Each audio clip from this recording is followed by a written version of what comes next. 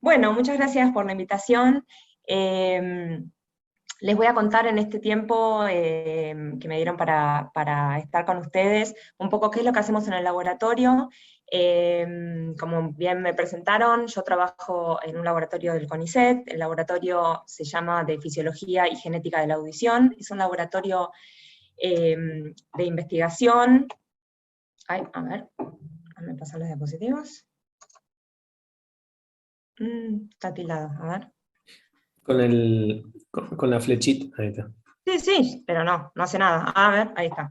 Bueno, vamos a ver si pasa la anterior. Ahí está. Bueno, les decía, es un laboratorio muy grande de investigación, hay varias líneas, no les voy a contar todo eso ahora, simplemente mi línea es la parte translacional, es la parte de diagnóstico de las distintas hipoacusias, de diagnóstico genético de hipoacusias en humanos. Está el laboratorio, acá están todos los miembros de nuestro laboratorio, el laboratorio está dirigido por la doctora Anabel Delgoyen, y si se comunican conmigo en algún momento por derivación de pacientes o algo, también pueden hablar con la bioquímica Paula Bonfiglio, que está finalizando su trabajo doctoral también en diagnóstico genético de pacientes. Acá abajo tiene mi mail. Bueno, y entonces lo que les voy a contar es un poco, bueno, ¿qué podemos hacer cuando tenemos un paciente y queremos estudiarlo genéticamente? ¿Y para qué le hago un estudio genético a los pacientes?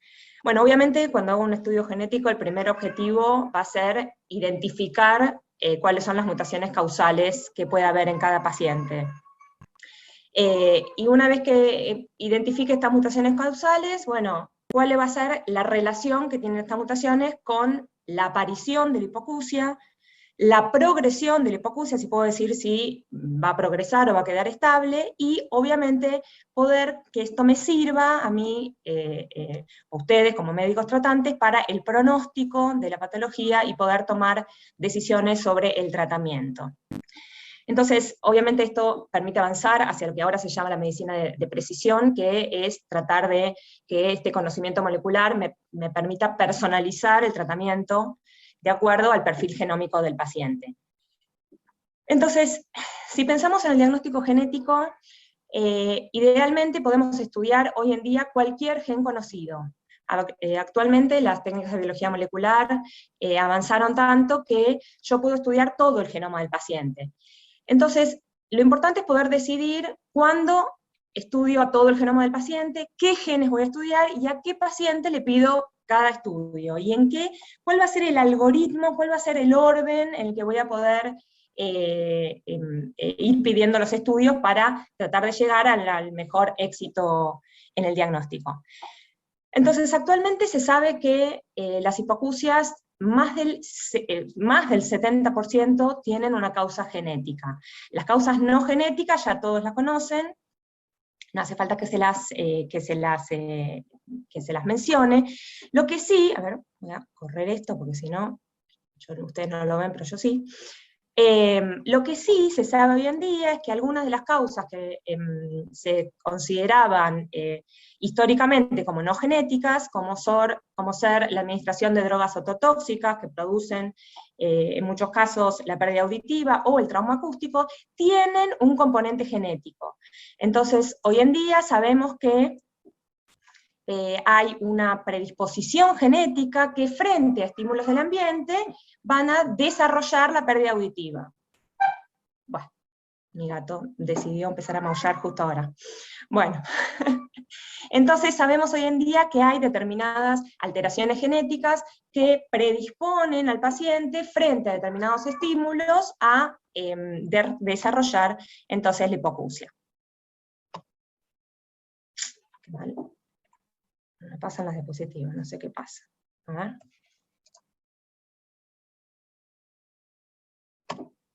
Ahí está. Bueno, entonces, les decía que sabemos que las hipoacusias, entonces, más del 70% tienen una forma de origen genético, y la gran mayoría son hipoacusias no sindrómicas, es decir, en donde la hipoacusia es el único signo o síntoma que va a presentar el paciente. Dentro de las hipoacusias genéticas sabemos que la gran mayoría van a ser formas recesivas. ¿Qué significan formas recesivas? Significa que ambas copias del gen que vamos a estar alterado va a estar mutado.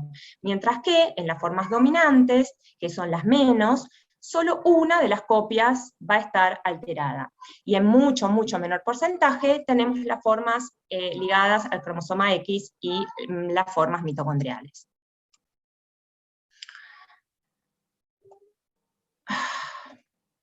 Pasan las diapositivas, a ver si las paso con esto, con el mouse. Ahí está, bueno, las tendré que pasar así. Ahora, esto es con respecto a la herencia. Ahora, ¿cómo se presentan en el consultorio? Entonces, ¿cómo pueden ustedes, cuando ven a un paciente, pensar si se trata de una forma dominante o de una forma recesiva? Básicamente, las formas dominantes, como justamente solo una de las copias está alterada, y una de estas copias puede haber sido heredada por alguno de los progenitores, entonces se presenta en el consultorio con antecedentes en línea vertical. Es probable que haya más afectados en la familia. Mientras que en las formas recesivas, como las dos mutaciones, como se necesita que los dos genes estén mutados, y una de las mutaciones viene del padre, una de las mutaciones viene de la madre, lo más probable entonces es que no haya antecedentes en línea vertical. Este es el típico caso del primer caso, una pareja sana, normoyente, que presenta un primer hijo con hipoacusia. Y fíjense que son las formas más frecuentes, es el 75% de los casos. Entonces, en estas formas, obviamente, al ser ambos padres portadores de una mutación, puede ser la misma mutación o pueden ser distintas, dependiendo cuál sea la combinación de los cromosomas que hereden a su descendencia, entonces será la probabilidad de tener más de un hijo afectado. Entonces, la probabilidad de heredar la combinación de los dos cromosomas mutados es del 25%. Entonces, en general, las formas recesivas se presentan sin antecedentes en línea vertical, y como mucho pueden tener algún otro hermano que también presente hipoacusia. Ahora, ¿cómo se presenta este paciente con respecto a la severidad o la edad de aparición en el consultorio? ¿Qué es lo que ustedes van a ver? Bueno, en líneas generales, para que se hagan una idea, cuando hablamos de las formas poslinguales, que son las menos frecuentes, dijimos que era el 25%, en general son hipoacusias moderadas y progresivas o lentamente progresivas. Son las típicas hipoacusias que pueden comenzar durante la niñez o durante la adolescencia o en la vida adulta, y lentamente ir progresando, y en general no progresan más allá de formas moderadas. Entonces, con antecedentes en línea vertical o hipoacusias poslinguales o moderadas, lo primero que pienso son de los genes de herencia dominante. Mientras que las formas recesivas, que son las más frecuentes, que son las que dijimos que se presentaban sin antecedentes en la familia, en general son estas las formas congénitas, prelinguales, severas y profundas. Y estos son los pacientes que habitualmente terminan en implantes cocleares. Bien. Entonces ya sabemos que, bueno, esto lo saben ustedes mucho mejor que yo, que en la cóclea se transforma el estímulo acústico en una señal eléctrica. ¿Cuáles son los componentes que tenemos en la cóclea? Los componentes de la cóclea son múltiples, el estímulo sonoro se transmite hasta el órgano de Corti, y allí tenemos las células ciliadas internas, que son los fonorreceptores propiamente dichos, que son los responsables de transformar esta señal sonora en una señal eléctrica. Tenemos las células ciliadas internas y las externas que modifican o modulan esta señal. Conjuntamente con esto necesitamos que se encuentren en forma, entonces tanto las células ciliadas internas como externas tienen que funcionar correctamente, todas las células de soporte, la membrana tectorial. Necesitamos también que funcionen las cilias, que estas cilias tengan la forma y que estén ubicadas en el lugar que corresponde, y que sean capaces de deflexionar, permitiendo, por lo tanto, la entrada de iones a la célula, la apertura del mecaноtransductor y la entrada de iones a la célula, para permitir entonces luego la liberación del neurotransmisor y la transmisión de la señal hacia el sistema nervioso central. Entonces, como vemos, hay múltiples factores involucrados, hay múltiples jugadores involucrados, y entonces obviamente para cada uno de estos componentes dentro del órgano de Corti tenemos genes que los codifican y que tienen que estar funcionando bien. Hasta el momento hay más de 180 genes relacionados con alguna de las proteínas que están involucradas, que se expresan dentro del órgano de Corti. Entonces tenemos una gran cantidad de genes que ya se conoce, que están involucrados con la forma y la funcionalidad de las cilias. También tenemos una gran lista de genes que ya son conocidos, que están relacionados con la transmisión sináptica, ya sea el cargado de la vesícula del neurotransmisor, la unión de la vesícula a la membrana, la liberación del neurotransmisor.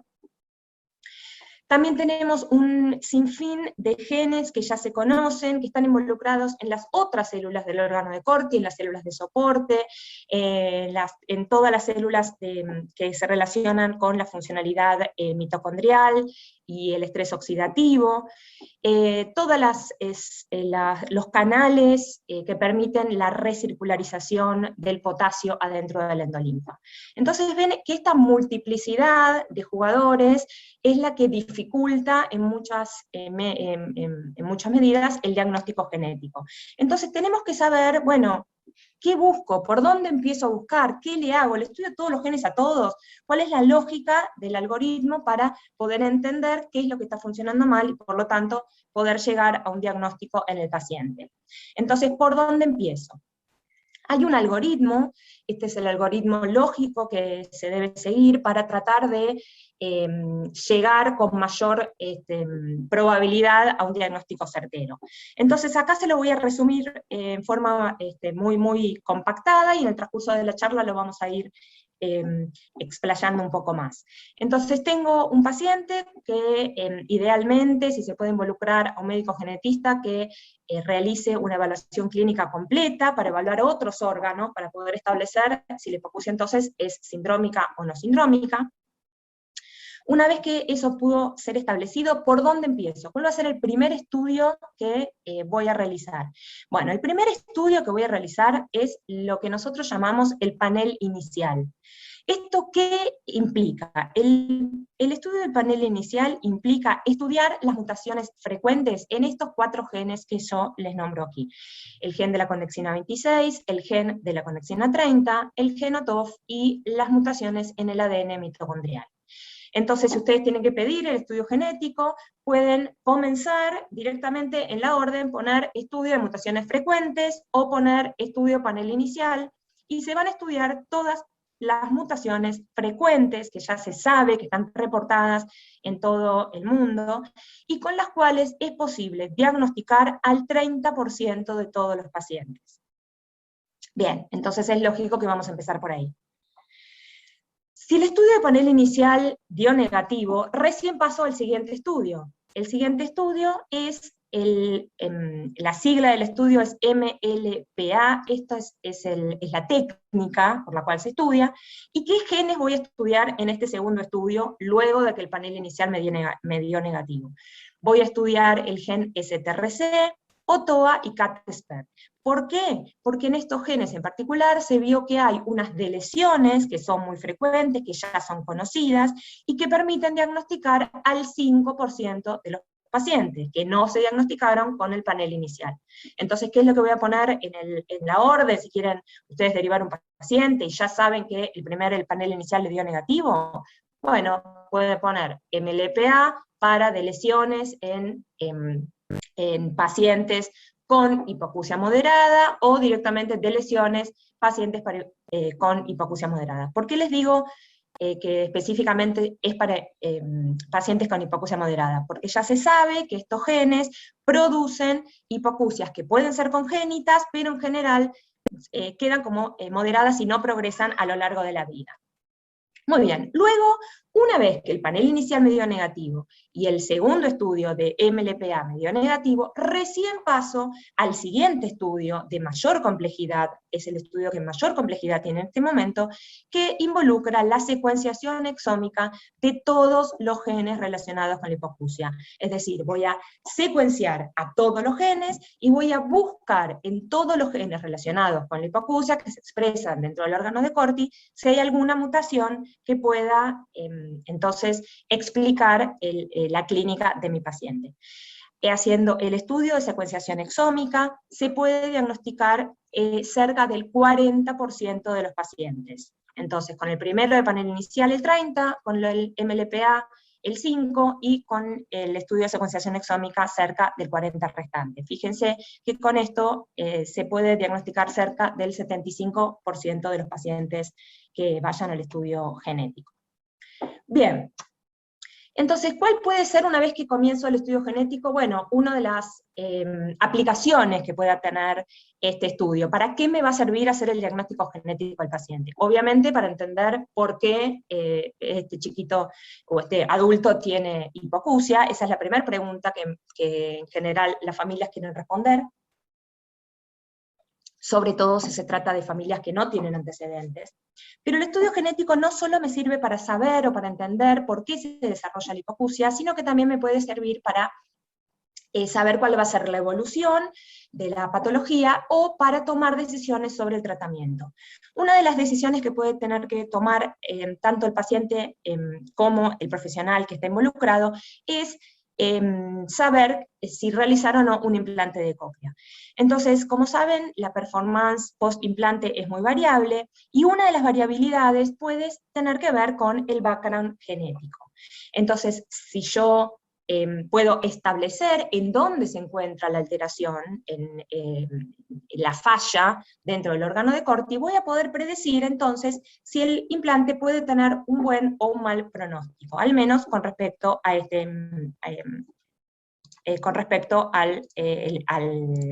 al estudio que estoy realizando. Entonces, si yo puedo conocer que la alteración molecular que causa, la alteración genética que causa el desarrollo de la hipoacusia, involucra alguno de los genes que se expresa en el nervio, dentro de la región neural, ya sea en la neurona aferente, en el ganglio, o en cualquiera de las estaciones de relevo hacia el sistema nervioso central, obviamente si la región neural está afectada, yo puedo predecir que esto va a afectar negativamente el rendimiento del implante. Mientras que, si yo puedo establecer que la mutación causante de la patología se encuentra localizada en cualquiera de los jugadores que dijimos que están involucrados dentro del órgano de Corti, pero en la región sensorial, entonces obviamente puedo predecir que tendrá una mejor performance luego del implante, ya que esta será la parte que va a ser bypassada con el implante y directamente conectando con el nervio. Entonces, cuando las mutaciones se encuentran en la región neural, puedo decir que estos pacientes entonces son buenos candidatos al implante.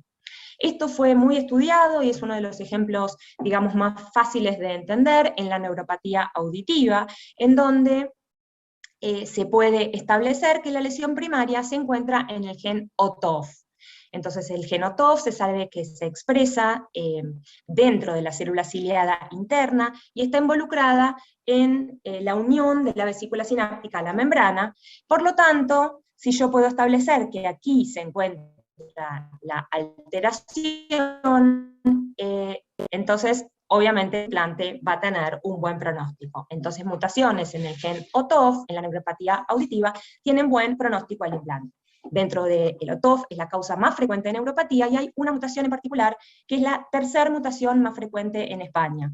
Imagínense, con las corrientes migratorias que tenemos en nuestro país de principio de siglo de España, es sumamente importante estudiar esta mutación, y de hecho esta mutación la tenemos incluida dentro del panel inicial debido a su frecuencia. También en neuropatía auditiva, entonces si estudio otros genes, como el PJBK o otros, aquí les puse algunos simplemente, que yo ya sé que se encuentran expresados dentro de la región neural, entonces obviamente sé que tendrán peor pronóstico al implante. Otro de los estudios que puedo hacer y que tiene una implicancia en el tratamiento tiene que ver con las mutaciones que predisponen a la pérdida auditiva al administrar aminoglucósido. Entonces se sabe que hay principalmente 3 mutaciones, estas son las más frecuentes, nosotros estudiamos también otras. Teniendo estas mutaciones, la administración de aminoglucósidos provoca en forma irrevocable la pérdida auditiva. Entonces, estas mutaciones las incluimos también dentro del panel inicial. ¿Por qué?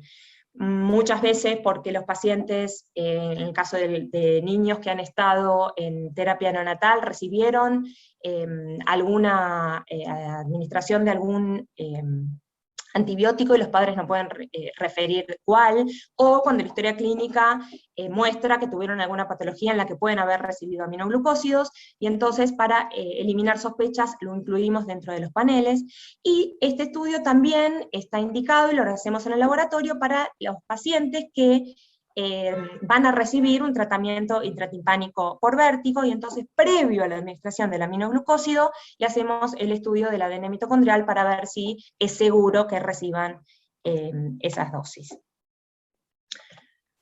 Bien.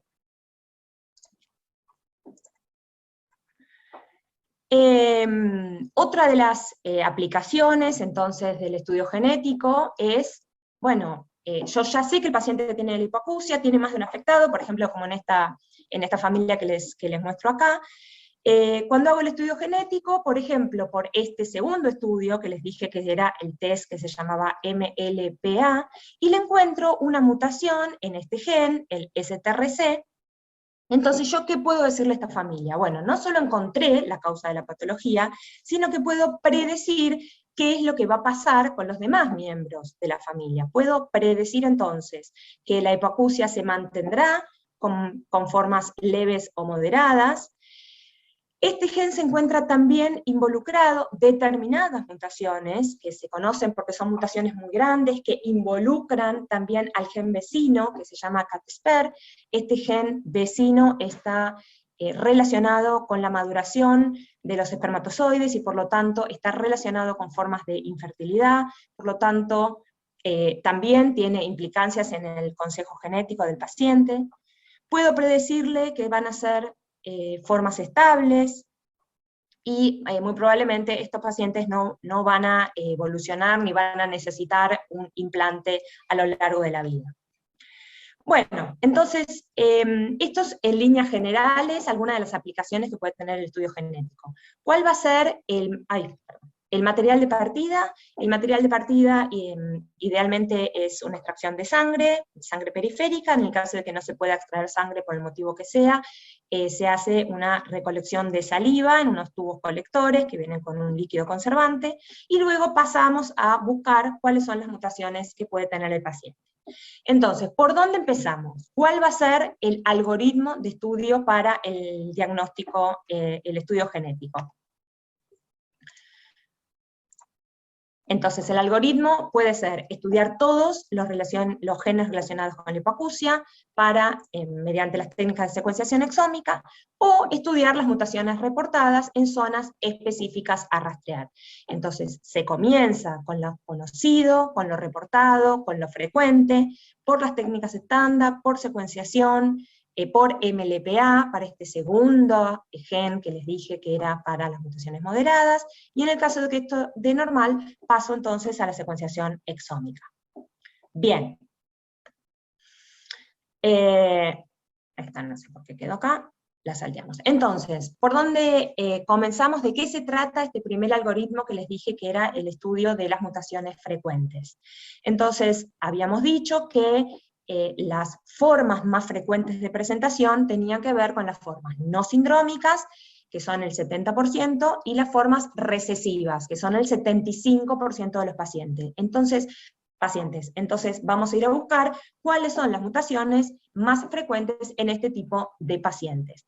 Entonces sabemos que para las formas recesivas de los pacientes que tienen una hipoacusia no sindrómica, más del 50% de los pacientes tendrán mutaciones en los genes de la conexina 26 y la conexina 30. Estos son el nombre del gen, GJB2 y GJB6, y esta es la proteína que codifican, la conexina 26 y la conexina 30.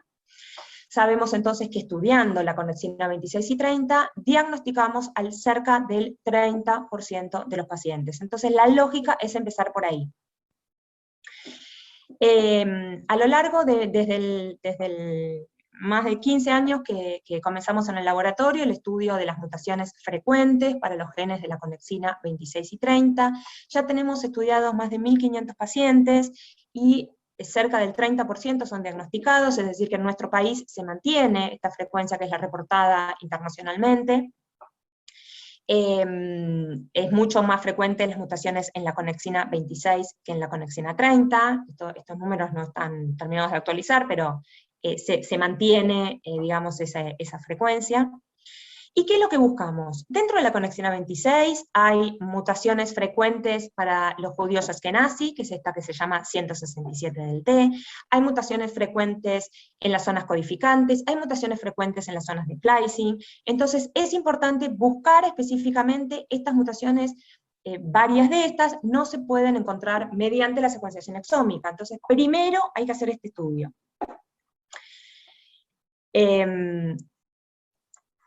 Y luego para la conexina 30 hay distintas deleciones, las más frecuentes, tanto para Italia, España y otras zonas de Europa mediterránea, son las deleciones a las que se llama deleción 1, con todas estas siglas que tienen que ver con la localización, y la deleción 2. Estas son las más frecuentes, hay otras deleciones menos frecuentes, que se llaman deleción 3 y deleción 4, que nosotros por ser un centro de referencia también las incluimos dentro del screening. Entonces, ¿qué mutaciones puede tener el paciente? Puede tener una en la conexina 26 y una en la conexina 30, puede tener 2 veces la misma, 2 dentro de la conexina 26, 2 dentro de la conexina 30, todas estas combinaciones son las más frecuentes para nuestra población.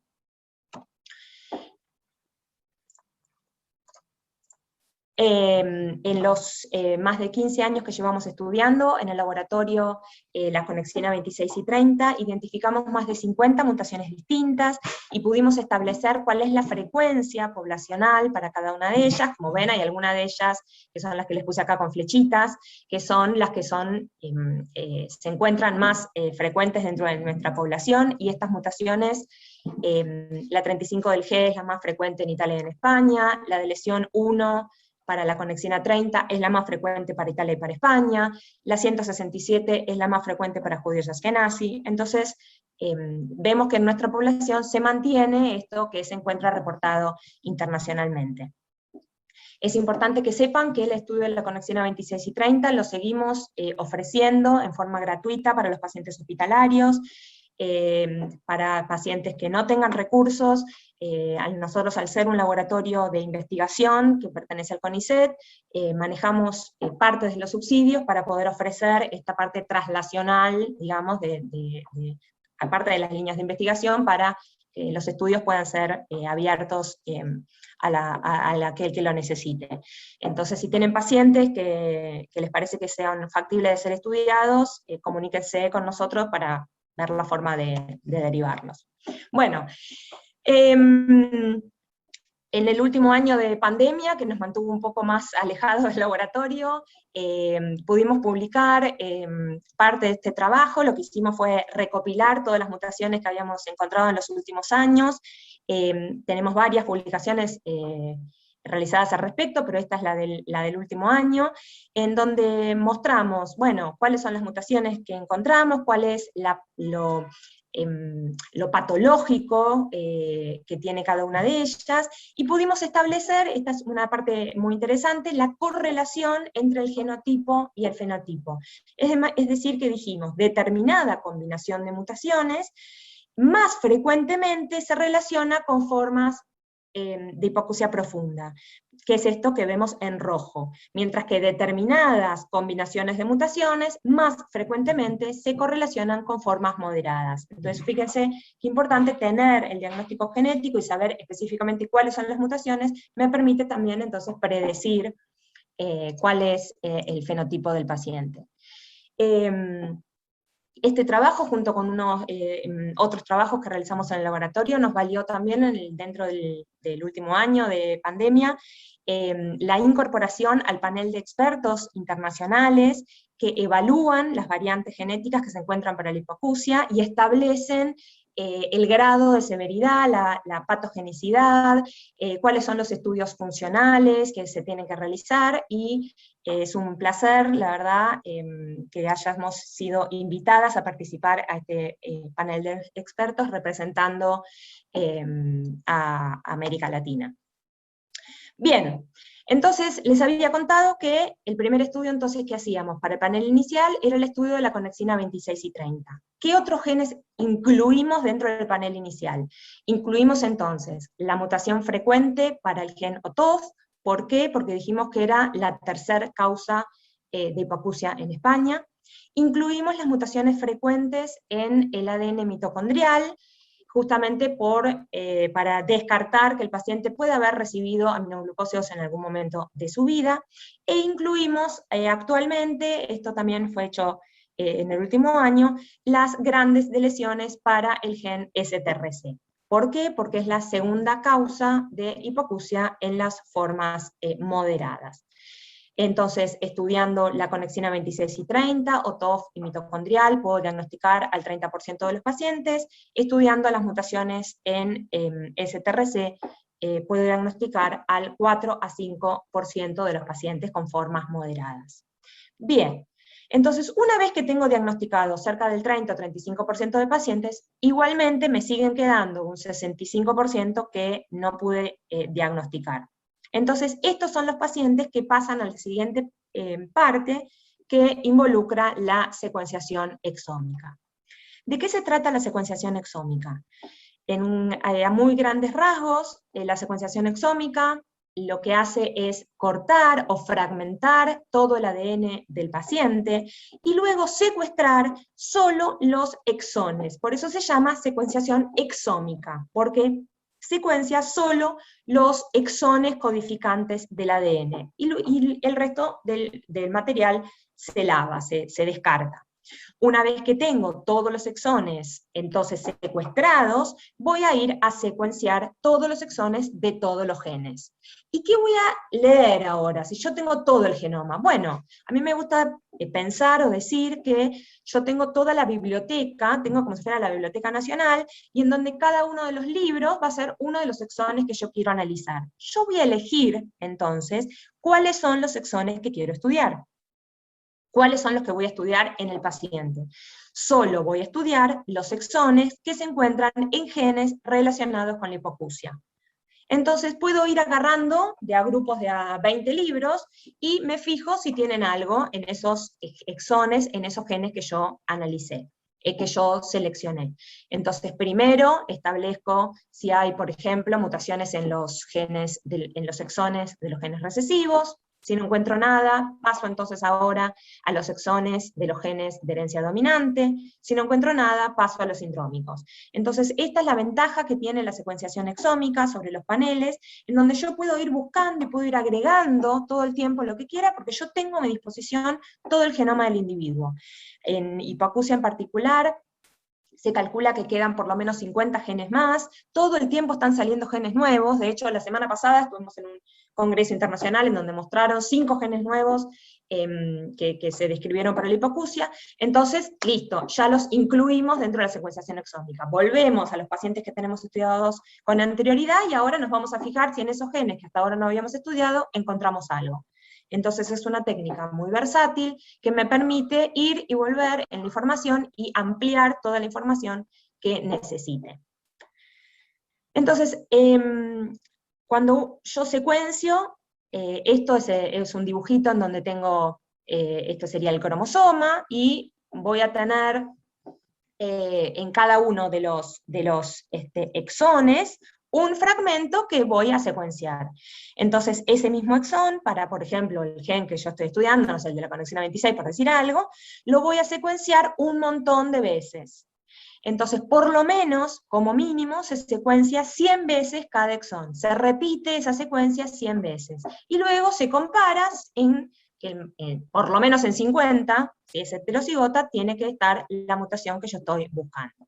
Entonces, cuando ustedes tengan en sus manos un informe de secuenciación exómica, van a ver que en una de las partes dice se secuenció con 100 por. Bueno, ¿qué significa 100 por? Bueno, que por lo menos 100 veces secuencié cada uno de los exones que estoy informando, para estar seguro que lo que estoy informando sea representativo dentro del estudio. Bien, y entonces, ¿qué voy a estudiar por secuenciación exómica? Bueno, les dije que tenía más de 180 genes que tenía que estudiar. ¿Cómo se organiza ese estudio? Bueno, se organiza como en partes, entonces voy a tener, por un lado, cerca de 80 genes que están relacionados para las formas recesivas. Entonces, si mi paciente era un paciente sin antecedentes en línea vertical, con una hipoacusia, por ejemplo, congénita, profunda, severa, o que tiene un hermano, pero sin otros antecedentes, digo, bueno, es más probable que sea recesivo. Entonces, estudio primero los genes de herencia recesiva. En cambio, si tengo un paciente que tiene antecedentes en línea vertical, que era moderado o que era poslingual, digo, es más probable que sea este otro grupo, que acá les pinté en azul, que sean los de forma de herencia dominante. Y luego tengo los ligados al X y todos los sindrómicos. Bien.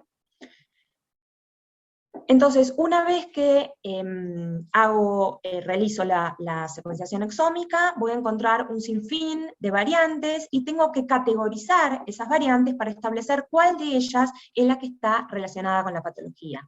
Entonces, en el caso de que ustedes reciban un informe de secuenciación exómica, lo que van a ver es que hay una tabla o hay una valoración que dice la variante es patogénica o probablemente patogénica.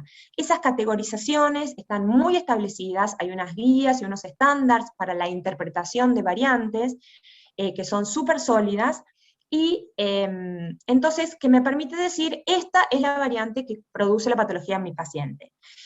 Ahora puede ser también que reciban un informe que dice que tiene una variante, no le encuentran una variante patogénica, pero le encuentran dos variantes de significado incierto.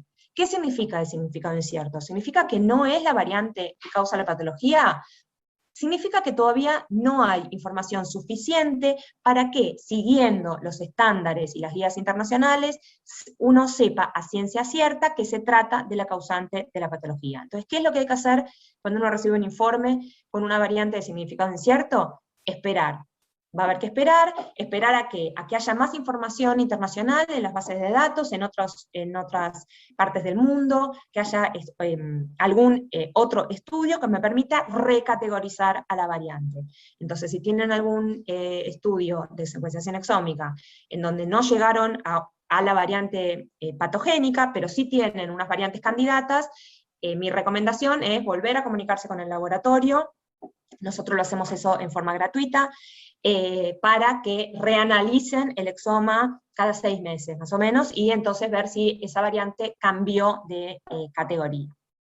Bien, en el tiempo que llevamos estudiando entonces las mutaciones, las distintas mutaciones para los pacientes con hipoacusia, ya les mostré lo que habíamos encontrado para la conexina 26 y 30. Bueno, en estos últimos años entonces incluimos el estudio de MLPA para el gen STRC, que les había dicho que era el de hipoacusias moderadas, y efectivamente vemos que la frecuencia en nuestra población es cercana al 5%, el 30% por la conexina 26 y 30, que ya les mostré, y ahora les muestro, esto es lo nuevo que realizamos en el laboratorio, bueno, ¿qué pasa con la secuenciación exómica? Por secuenciación exómica pudimos diagnosticar cerca del 45% de los pacientes, y estamos estableciendo entonces cuál es la distribución de mutaciones en los genes, cuáles son los genes que se encuentran mayormente mutados en nuestra población, o se encontrarían mayormente mutados en nuestra población, y cuáles son las mutaciones que tiene cada uno de ellos. Bien. Les voy a mostrar ahora entonces algunos, 2 o 3 casos, simplemente para ilustrar esto que les estoy mostrando.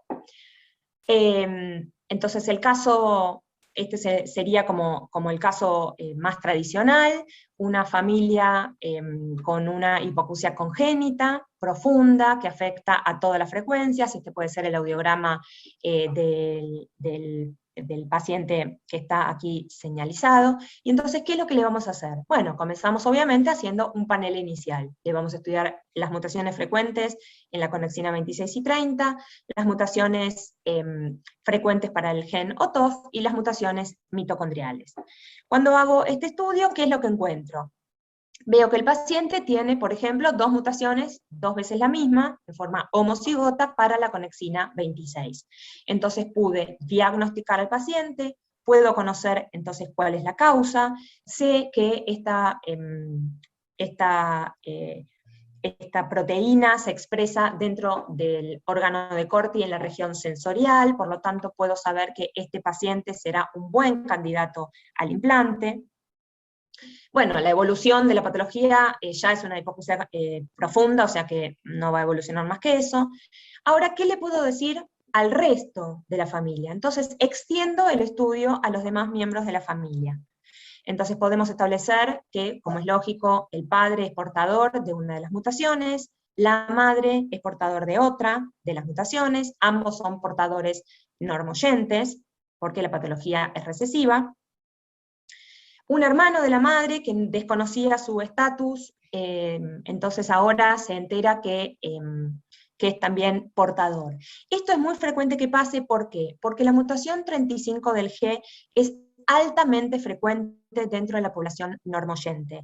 En nuestra población hicimos un estudio de portadores sanos, y establecimos que solo la mutación 35 del G tendría una frecuencia de 1 en 25. Por lo tanto, teniendo una frecuencia tan alta, es altamente frecuente que es altamente probable que 2 portadores se encuentren.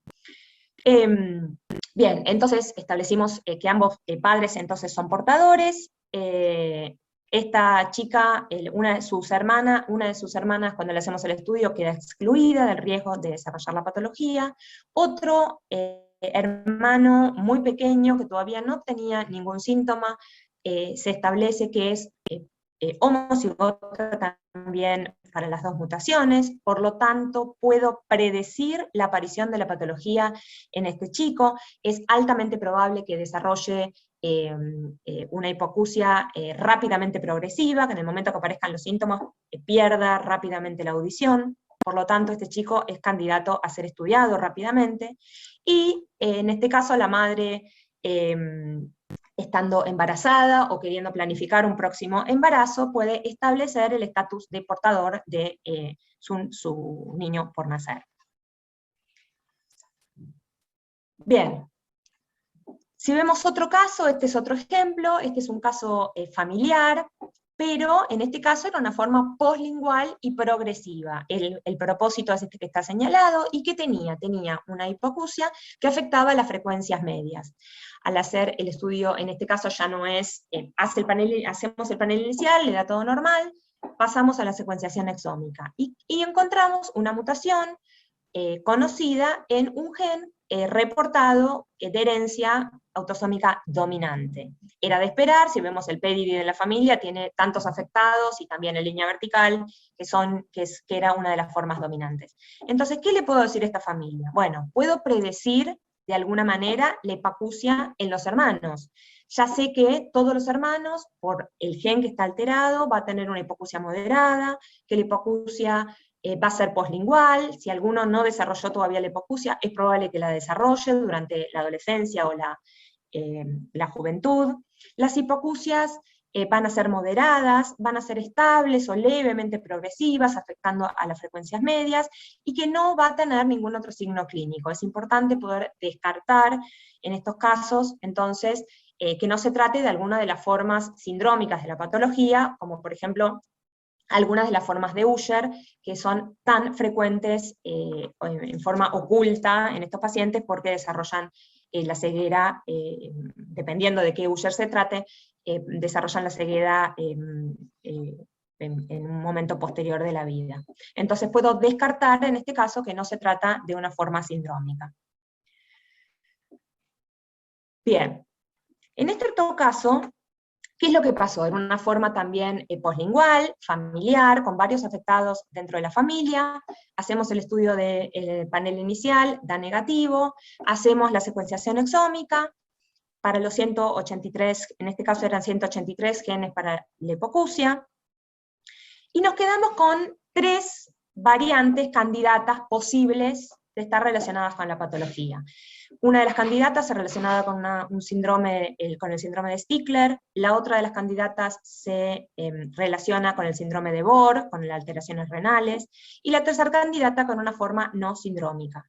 Entonces, fíjense qué importante, con todos los algoritmos bioinformáticos no era posible establecer cuál de las 3 candidatas era la posible causante de la patología, pero al tener varios miembros afectados en la familia, afectados y sanos, ¿qué podemos hacer? Lo que podemos hacer es entonces ir a rastrear las mutaciones a los demás miembros de la familia. Entonces vamos a rastrear primero la mutación que estaba relacionada con el síndrome de Stickler, y vemos que el paciente la tiene, porque es el que habíamos estudiado originalmente, y la tiene, ¡ay! Se me fue. Va, me falta me desapareció la otra flecha. Esta mutación la tiene también otro de los sanos, y aparte, de alguna manera también podemos establecer que no se trata de un Stickler, porque el paciente claramente no era Stickler. Vamos luego a la siguiente mutación, que estaba relacionada en uno de los genes relacionado con el síndrome de Bohr. De nuevo, lo encontramos en el paciente, y lo encontramos en otro de los miembros sanos de la familia. Entonces, si la mutación está en un sano y no están los afectados, evidentemente esta mutación no se relaciona con la patología, y es simplemente un hallazgo.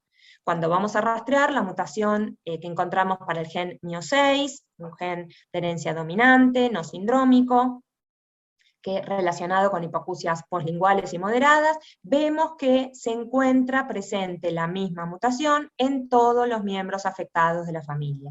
Por lo tanto, de esta manera, al poder acceder a otros miembros de la familia, es posible poner el sello, establecer a ciencia cierta que esta es la causante de la patología en la familia. Y en este caso, fíjense qué interesante, la hermana, que todavía no tenía ningún signo, era una niña chiquita, tenía 2 o 3 años, puedo predecir entonces que es altamente probable que desarrolle algún tipo de hipoacusia a lo largo de la vida, ya que se trata de una forma poslingual.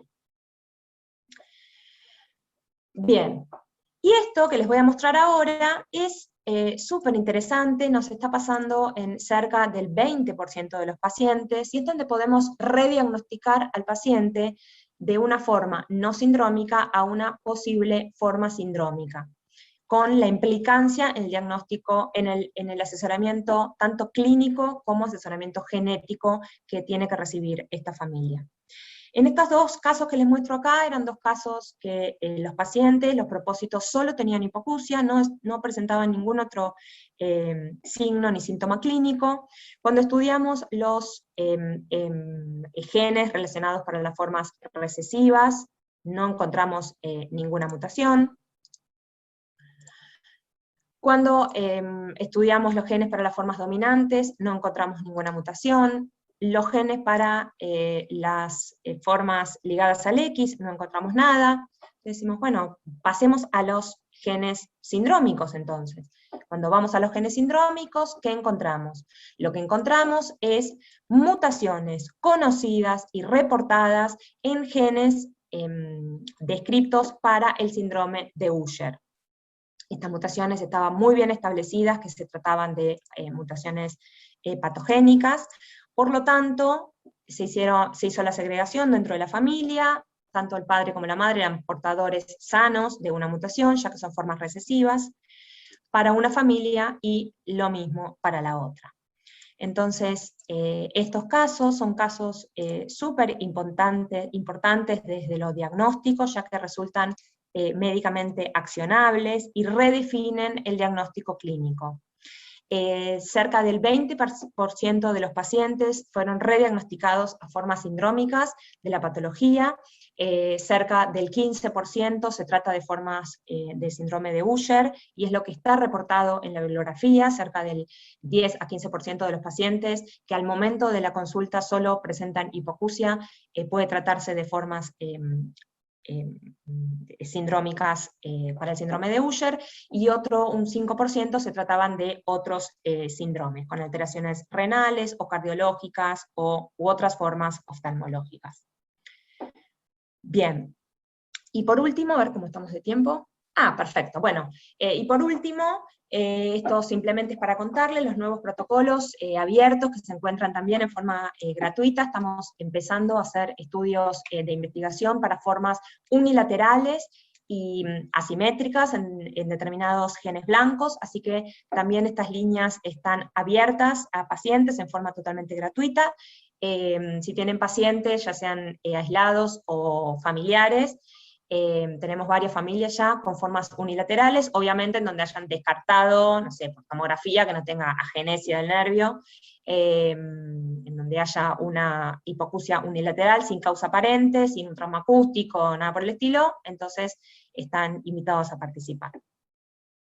Bien, y por último, simplemente contarles en una diapositiva cuáles son las otras líneas de investigación que tenemos en el laboratorio. Esto ya no es diagnóstico, sino investigación. Bueno, con las mutaciones nuevas que encontramos, todo lo que nos parezca interesante, las nuevas mutaciones que suponemos que pueden ser patogénicas y que no han sido descritas en otras partes del mundo. ¿Qué es lo que hacemos? Bueno, hacemos estudios de proteínas, hacemos estudios de modelados, hacemos estudios bioinformáticos para establecer comparación con otras proteínas para ver qué es lo que puede entonces estar provocando la hipoacusia, y hacemos estudios in vivo, tanto en ratones como en peces cebra, y lo que hacemos en las dos líneas de experimentación es incorporarle a los animales las mutaciones que encontramos en los pacientes y establecer líneas transgénicas para luego comprobar cuál es la alteración que se provoca en la audición en los animales, comprobando entonces cuál es el efecto que produce la mutación y ampliando la información básica que hay sobre el tema. Bueno, y entonces... nos quedan 2 minutos, Doc. Nada, esta es la última. Esto era simplemente para resumirles, entonces, cómo pueden pedir los estudios en el caso de que tengan pacientes para derivar. El primer estudio, el panel inicial, para mutaciones frecuentes.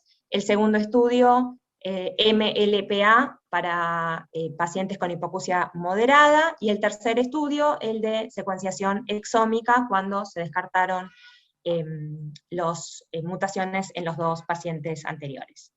Y aquí les dejo mi teléfono y el mail para los que quieran contactarse.